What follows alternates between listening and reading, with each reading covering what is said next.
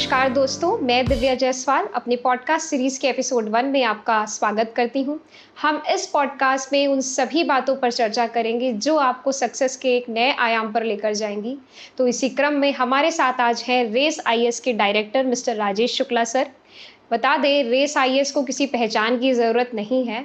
उसने civil service जैसे toughest exam की तैयारी को आसान बनाकर कई सिलेक्शन दिए हैं। तो इसी के साथ मैं सर से अपना पहला सवाल करूँगी। सर, आपने सिविल सेवा को सर्व किया और उसी के साथ एकेडमिक क्षेत्र को ऐसी क्या चीज़ थी चुनने के लिए जिसने आपको प्रेरित किया? नमस्कार दिव्या जी और सभी श्रोताओं को भी नमस्कार। देखिए, अ, पहली बात तो इस इनिशिएटिव के लिए मैं आपको बधाई देना चाहता हूँ थैंक यू कि सो ये मच आपका सर। इनिशिएटिव आगे कई लोगों को अवेयर करेगा चीज़ों जी के सर। लेकर और शायद हो सकता है कि उनको सफलता प्राप्त करने में काफ़ी हेल्प भी जी। करे। आपका पहला प्रश्न जो है कि मैं इस फील्ड में क्यों आया? इसका एक बहुत बड़ा कारण था अपनी पसंद, संतुष्टि और अपने अप्रोच के अनुसार एक फील्ड का चयन।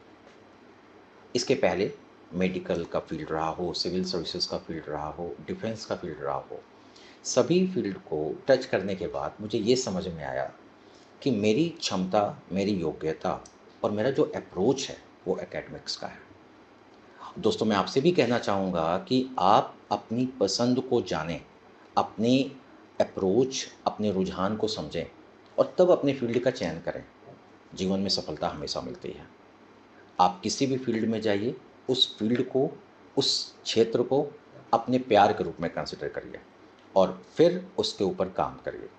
सफलता तो निश्चित मिलेगी। और मेरा एकेडमिक फील्ड में आने का सबसे बड़ा कारण ये था कि ये मुझे एक आंतरिक संतुष्टि देता है जी। और मुझे अपनी क्षमताओं का इस्तेमाल करने का मौका। बिल्कुल, और आई थिंक सैटिस्फैक्शन हर क्षेत्र के लिए बहुत ज़रूरी है। जब तक हम सैटिस्फाई नहीं है तब तक हम अपना 1000% सर नहीं दे सकते। यस। अच्छा सर, इसी के साथ मैंने सुना है कि आपने मेडिकल क्षेत्र को भी चुना, डिफेंस में भी आपने एग्ज़ाम दिए और कई ऐसे कॉम्पिटिटिव एग्ज़ाम दिए। उसके बाद आप सिविल सेवा में आए। तो इसी तरह हमारे कई एस्पिरेंट्स हैं या कई ऐसे लोग हैं, वो डिफरेंट डिफरेंट क्षेत्र को चुनते हैं और फिर एक उम्र के बाद वो सोचते हैं अब तो मैं कुछ नहीं कर सकता, अब तो मेरा करियर ख़त्म, मैं क्या करूँ? तो आई थिंक आप उनके लिए बहुत बड़ा प्रेरणा स्वरूप होंगे। तो मैं बिल्कुल चाहूँगी कि आप इस पे भी कुछ बोलें उनसे। डिसीजन लेसनेस की स्थिति सबकी लाइफ में आता है। एक बार एक ऐसी सिचुएशन आपकी लाइफ में आती है जब आप डिसीजन लेने में सबसे अधिक डिलेमा में होते हैं। शुरुआत होती है हमारी लाइफ की, हमारे माता पिता तय करते हैं हमें क्या करना है। वो करते भी इसलिए हैं क्योंकि हमें कुछ नहीं पता होता है। 12th के बाद यही सिचुएशन मेरे साथ भी थी और मैंने चूँकि 12th में बायो था, बिल्कुल सर। तो इसलिए ये फ़ील्ड चयन करना कि मेडिकल फ़ील्ड में जाना है, वो तो बिल्कुल डिसाइडेड था कि उसमें जाना है। That was not my choice, that was not my liking. लेकिन वो एक फ़ैमिली, हमारी सोसाइटी का होता है हाँ, ना कि आपको बिल्कुल। इस फ़ील्ड में सर वो जाना है। माइंडसेट हो जाता है, बायो लिया तो डॉक्टर बनना है, मैथ लिया तो इंजीनियर बनना है। यस। इसी और माइंडसेट इसी को चेंज करने की ज़रूरत है आई थिंक। हाँ, इसी क्रम में फिर मैं आया।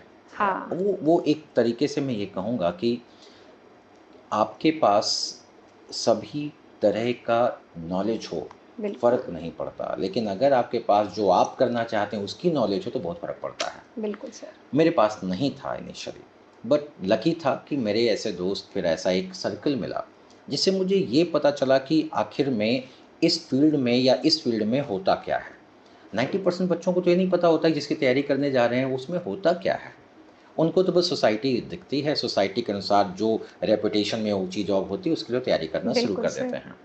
मेरे साथ ये हुआ कि शुरुआत मैंने ऐसे ही अपने जो भी सजेशन लोगों का मिला, उनकी तरफ मैं चलता चला गया। लेकिन एक समय आया जब मैं सिविल सर्विसेज़ के क्षेत्र में आया, उस समय भी मैं किसी से प्रभावित था।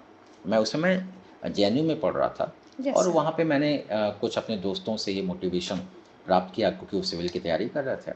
सिलेक्शन हुआ उनका, मैं भी आ गया उसी में। मिडिल क्लास फैमिली, हालाँकि जॉब मेरी आईएएस का नहीं था, पीसीएस के स्टैंडर्ड पे थी। लेकिन उस लेवल पर भी जो चीज़ें मैं तैयारी पीसीएस के लेवल पे, जो भी सिविल सर्विसेज़ के लेवल की मैंने तैयारी करी, उसने मुझे अपग्रेड ही किया।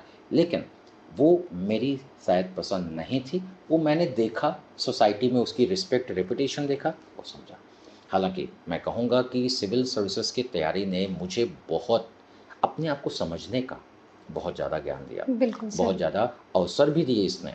हालाँकि जब एकेडमिक फील्ड में मैं आया, तो मैं दोस्तों आप सभी को कहना चाहूँगा कि लाइफ में जो कुछ भी आप करना चाहते हैं, किसी फील्ड, मैं नहीं कहता सिविल सर्विसेज में आप जाइए, आप लॉ की फील्ड में जाइए, आप मेडिकल की फील्ड में जा रहे हैं वहाँ जाइए, but it must match your personality. वो आपके व्यक्तित्व के साथ मैच बिल्कुल करना सर। चाहिए। आपकी पसंद, आपका पैशन उसमें दिखना चाहिए, क्योंकि विदाउट पैशन आप किसी चीज़ में अच्छा नहीं कर पाते। मेरा पैशन एकेडमिक में है। बिल्कुल सर। मुझे आप रात दिन कहिए पढ़ाने के लिए, मैं पढ़ाता रहूँगा, मुझे थकान नहीं लगेगी। इसी बिल्कुल सर। प्रकार से कोई ना कोई एक सपना लेकर आता है। अपने सपने के लिए आप पूरा प्रयास करिए, पूरी मेहनत करिए, एक विज़न, एक पैशन दोनों आपके पास होना चाहिए और लक्ष्य प्राप्त कर सकते हैं। और मैं ये भी कहूँगा, अगर सिविल सेवा की तैयारी आपने किया है और सफलता नहीं मिली है, बिल्कुल परेशान मत होइए। शायद सफलता के उच्चतम पायदान पर आप जाएँगे, क्योंकि अगर आप आईएएस नहीं बने, आप आईएएस बनाएँगे। यस आप सर। सिविल सर्विस का भाग नहीं बने, तो आप सिविल सर्विसेज़ को लोगों तक पहुँचाएँगे। सर, ये बहुत हाँ। बड़ी बात है, ये सबको समझना बहुत ज़रूरी है। यस। और दोस्तों, अगर आपने कोई भी एग्ज़ाम की तैयारी किया है और आप असफल हो गए, बिल्कुल मत घबराइए। Now you are mentor. अब आप अपनी कमियों से भी सीख सकते हैं और दूसरों को वो कमी करने से रोक सकते हैं, वो गलती करने से रोक सकते हैं। तो ऑलवेज़ बी इन पैशन, हमेशा पैशनेट होकर काम करिए। सफलता तो आपके कदम चूमेगी, बिल्कुल यहाँ सर। या वहाँ। बिल्कुल सर। तो सर मेरा दूसरा सवाल आपसे ये है कि to become a civil servant aspirant को किन एरियाज़ पे सबसे ज़्यादा फ़ोकस करना चाहिए? देखिए, सिविल सेवा की तैयारी करने जा रहे हैं आप, सबसे पहले आपको उसके बारे में पता होना चाहिए। सिलेबस पता होना चाहिए आपको। दूसरा, आपको ये भी पता होना चाहिए कि आपकी स्किल्स और क्षमताएँ क्या हैं। आपका अपना चॉइस है सिविल सर्विसेज़, या आप खाली लोगों के बताने से इसको चूज़ करें। अगर लोगों के बताने से भी चूज़ करें, तो उसको पहले अपना बनाइए और अपना बना के पहले उसके बारे में जानिए। बिल्कुल सर। लाइफ में कोई भी चीज़ फर्स्ट गो में मिल जाए ज़रूरी नहीं है। Consistency is required. निरंतरता ज़रूरी है। आप लगातार निरंतर लगे रहिए। आपने 1 साल दिया, प्री नहीं क्वालीफाई हुआ, आप डिमोटिवेट हो गए। अरे! आप तुरंत जैसे ही आप सिविल सर्वेंट बनेंगे, आप पहले दिन से भारत के सबसे बड़ी सेवा के मेंबर हो जाएँगे। तो टाइम तो लेगा ना यार ये। टाइम लेगा, आपसे आपसे एक बेहतर हार्ड वर्क की उम्मीद करेगा। आपको पूरा डिटरमिन्ड होकर इसकी तैयारी करनी है, इसकी बिल्कुल सर। एक्सपेक्टेशन तो होगी इस एग्ज़ाम में। तो आप कंसिस्टेंसी मेंटेन करिए, डिटर्मिनेशन रखिए, साथ ही साथ पेशेंस रखिए। ये तीनों चीज़ आप मेंटेन करिए, सिविल सर्विसेज़ आपके हाथ में है। बिल्कुल। एंड जनरली सर एस्पिरेंट्स को ये नहीं पता होता कि तैयारी कब शुरू करें, तो what is the right time to start preparation sir?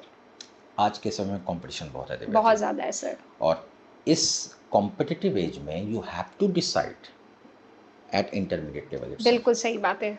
12th के लेवल पर ही आपको अपने करियर के बारे में निर्णय लेना होगा। ताकि आप 12th में भी उन सब्जेक्ट्स को चुन सकें जिसको आप में आगे यस। जाना है सर। न्यू एजुकेशन पॉलिसी ने तो आपको मौका दे दिया है। बिल्कुल सर। आप जो भी अपने करियर में जिस क्षेत्र में जाना चाहते हैं, कॉम्बिनेशंस ले हाँ, सकते हैं। बिल्कुल एनईपीज़ आई थिंक बहुत ही एक मोटिवेटिंग चीज़ है कि बच्चों को हर क्षेत्र में बिल्कुल। आगे उजागर करता और है। ये नया पैटर्न आप ऑप्ट कर सकते हैं, और मैं बिल्कुल। तो ये कहूँगा कि किसी भी रूप में अगर आप अपने विज़न को, अपने गोल को सेट कर चुके हैं, तो आप तैयारी 12th से शुरू करिए।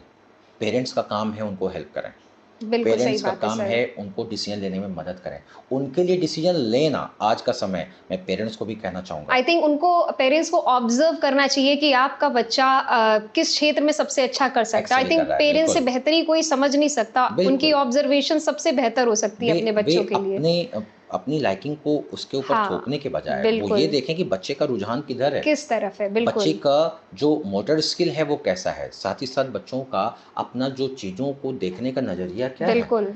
और अगर हो सके तो काउंसलिंग कराइए बच्चे की, बिल्कुल सही और बात है। अकॉर्डिंगली उस फील्ड में उनको और भेजिए। आई थिंक बच्चों को इतना फ्री रखिए कि बच्चा आपसे अपने मन की चीज़ें शेयर कर सके, अपने यस। दिल की खुल की बात आपसे दोस्त कह बनिए, सके। अपने बच्चे के दोस्त हाँ, बनिए दोस्त आप। बनिए। बच्चा अगर आपका दोस्त है तो गलतियाँ नहीं करेगा, और साथ ही साथ आप उसको समझ पाएँगे। बिल्कुल। उसे डिसीज़न लेने में आप मदद कर पाएँगे। लेकिन जो भी डिसीज़न लेना है 12 से लीजिए। बिल्कुल, सही बात है। आई थिंक बच्चों के मन में डर की जगह इज़्ज़त होगी तो वो हर बात आपसे बेहतरी से कह पाएँगे। बिल्कुल। और इतना कंफर्टेबल आई थिंक पेरेंट्स के साथ पेरेंट्स को करना पड़ेगा, तभी बच्चा करना खुल के पड़ेगा, कह बच्चे का पाएगा। दोस्त बनना पड़ेगा। बिल्कुल सर, ये तो बहुत इम्पोर्टेंट चीज़ है जो समझना चाहिए। हुँ, अच्छा सर, इसी के साथ एक बहुत बड़ा पॉइंट जिस पे सारे ही एस्पिरेंट्स को या किसी भी कॉम्पिटिटिव एग्ज़ाम की तैयारी कर रहे बच्चे को ध्यान देने की ज़रूरत है कि आज के इस युग में वो कौन-सा मोड है बच्चों को जो प्रेफ़र करना चाहिए, जिससे वो अपनी होलिस्टिक प्रिपरेशन करें, मीन्स ऑनलाइन या फिर ऑफ़लाइन? इस पर आप क्या कहना चाहेंगे ये सर? लोगों के मन में बड़ा कन्फ्यूज़न रहता है। बहुत ज़्यादा भ्रम है ऑनलाइन सर। या ऑफ़लाइन?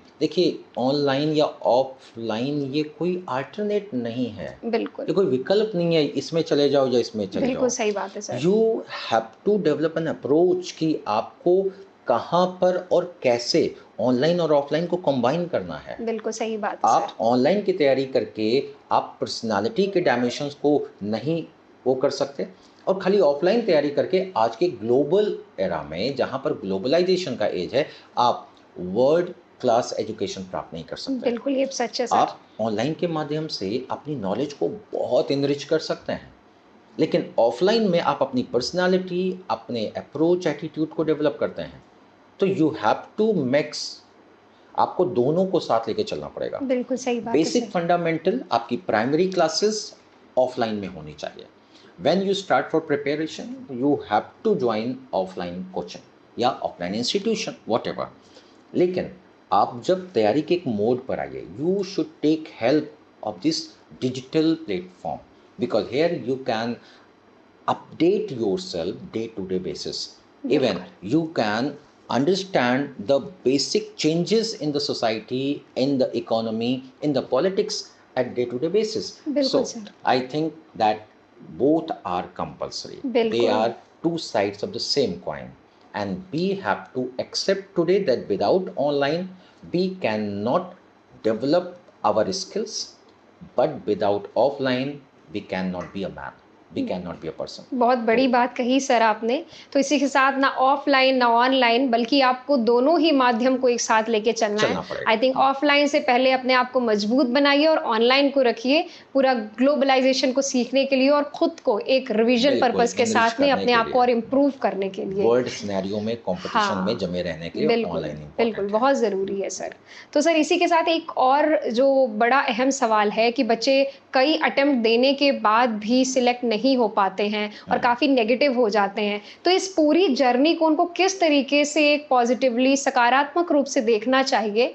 तो उस पर भी आप क्या कहेंगे सर? मैं एस्पिरेंट्स को जो हमारे कैंडिडेट्स हैं उनको कहना चाहूँगा कि देखिए कोई भी असफलता परमानेंट नहीं है, ना ही सफलता परमानेंट है।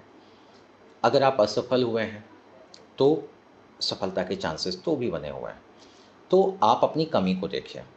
अगर आप असफल हुए हैं तो आप देखिए कि आपके प्लानिंग में कहाँ प्रॉब्लम थी, आपके एग्जीक्यूशन में कहाँ प्रॉब्लम थी, जो आपने स्टडी मटेरियल ऑप्ट किया उसमें कहाँ प्रॉब्लम थी, आपका रिवीजन में कहाँ दिक्कत था या आपने क्या वास्तव में उसके सिलेबस के अकॉर्डिंग पढ़ाई की कि नहीं की। सिर्फ पढ़ने से कोई कॉम्पिटिशन सॉल्व नहीं होता। बिल्कुल सही बात है सर। आपके पास एक proper plan, approach, consistent effort होना चाहिए। उसके बाद भी आप असफल हो गए, तो आप असफल नहीं हुए, आप ट्रेंड हो गए हैं। When once you have prepared for any exam, आप ट्रेंड हो गए हैं और ट्रेंड हो गए हैं आप उसके ड्रॉबैक्स में की लिमिटेशन को समझने में भी और उसके प्लस पॉइंट को समझने में भी। Now you can be a very good instructor, motivator, teacher and take it positively, क्योंकि अगर इनके सारी चीज़ करने के बाद भी आप असफल हो गए तो वो असफलता नहीं है, वो एक अगला अवसर है जो आपको लेना है। अगर आपने तैयारी की है तो आप कई लाख लोगों से ज़्यादा बेहतर हैं और कई लोगों से ज़्यादा बेहतर हैं। बस आपको ये देखना है कि जो गलतियां आपने की वो आप अपने स्टूडेंट्स को ना करने दें। आप देखिए, आप एक आईएएस बन के शायद वो पॉपुलैरिटी प्राप्त ना कर पाते जो एक अच्छा मेंटोर बनकर आप प्राप्त कर सकते हैं। तो पॉजिटिवली लीजिए, सेलेक्ट हो गए बहुत अच्छी बात है, सेलेक्ट नहीं हुए तो भी आपने वो नॉलेज गेन की है, अपने टाइम का वो इस्तेमाल आपने किया है जो अब आपको इकोनॉमिकली मजबूत करेगा, आपको सोसाइटी में मजबूत करेगा, एक अच्छा कैरियर देगा। बिल्कुल। आई थिंक नहीं भी सिलेक्ट हुए तो ये मान लेना चाहिए कि प्रकृति ने आपके लिए कुछ बहुत बेहतर चुना है बिल्कुल और चुना है। उसकी ओर बढ़ जाना चाहिए आपको सकारात्मकता के और अगर साथ आपका में। पैशन है, मैं फिर कहूँगा, एक असफलता, 2 असफलता, मैंने कहा ये परमानेंट नहीं है, लगे रहिए। अगर आप बिल्कुल। असफल हुए हो लेकिन वो जॉब आपका पैशन है, तो छोड़िए मत, लगे रहिए, क्योंकि एक ना एक दिन सफलता आपको मिलेगी। जिस भी दिन आपके एफर्ट में जो कमी थी वो दूर हो जाएगी, आपकी योजना में जो कमी थी वो दूर हो जाएगी, आप सफल हो जाएंगे। तो कमी को दूर करने पर फोकस करिए, फेल्योर पर नहीं। बिल्कुल, मतलब आपको अपने सबसे पहले पैशन को समझना पड़ेगा कि आपका बिल्कुल। पैशन क्या है, और जो भी आपका दिल से पैशन है उसमें बस निरंतर लगे हाँ, रहिए कंसिस्टेंसी के साथ, सफलता तो और एक दिन जिस भी कदम एग्जाम में लगे चूमेगी। हुए हैं उसको बिल्कुल बिल्कुल, देखिए, क्योंकि पूरी एग्जामिनेशन डेडिकेटली करिए। सॉल्व बेटा कौन करता है भाई? कोई भी एग्जाम को क्वालिफाई कौन करता है भाई? हमारे यही तो कैंडिडेट करते हैं। आप बिल्कुल, भी उनमें से एक हैं। सही बात है सर। इसलिए बस कमी को आइडेंटिफाई करिए, सफलता बिल्कुल, मिलेगी। सही के साथ। तो सर, इसी के साथ हम अपने पॉडकास्ट का अंत करेंगे, और हम चाहेंगे कि आप हमारे स्टूडेंट को 2 लाइन में कुछ बोलिए कि हाँ, वो उस क्षेत्र में, किसी भी क्षेत्र को जो चुन रहे हैं, उसमें और बेहतर तरीके से चीज़ों को कर पाएँ और देख पाएँ sir. Be consistent, have a positive approach, positive attitude, and most importantly have patience. सफलता आपके कदम चूमेगी। धन्यवाद। नमस्कार। Thank you so much. तो हम मिलते हैं अपने नेक्स्ट पॉडकास्ट के सेकंड एपिसोड में। तब तक के लिए stay tuned, do follow our channel. Thank you.